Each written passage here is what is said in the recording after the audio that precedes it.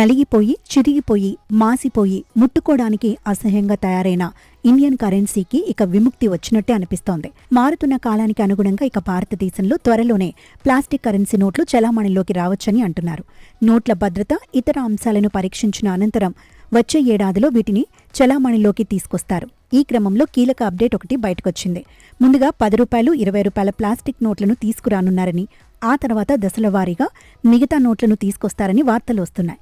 వాటికి వచ్చే ఫీడ్బ్యాక్ను బట్టి 50 రూపాయలు, 100 రూపాయలు, 500 నోట్లను కూడా తీసుకురానుంది.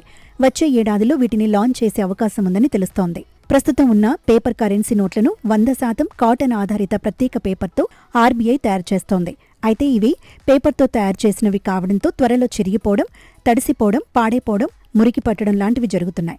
2027 నుండి దేశవ్యాప్తంగా ప్లాస్టిక్ నోట్లను చలామణిలోకి తీసుకొచ్చే ఛాన్స్ ఉందని అంటున్నారు. కొత్త నోట్ల ముద్రణకు అవసరమైన ప్రత్యేక పాలిమర్ షీట్లను సరఫరా చేసేందుకు అంతర్జాతీయ కంపెనీలను ఆహ్వానించే ప్రక్రియను ఆర్బీఐ ప్రారంభించింది.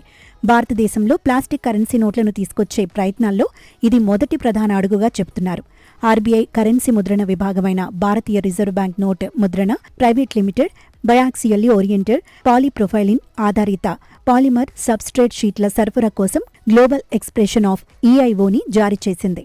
ఈ షీట్లను పైలట్ బ్యాచ్ నోట్ల ముద్రణ కోసం ఉపయోగిస్తారు. పాలిమర్ నోట్లు అధునాతన భద్రతా ఫీచర్లతో రానున్నాయని చెబుతున్నారు.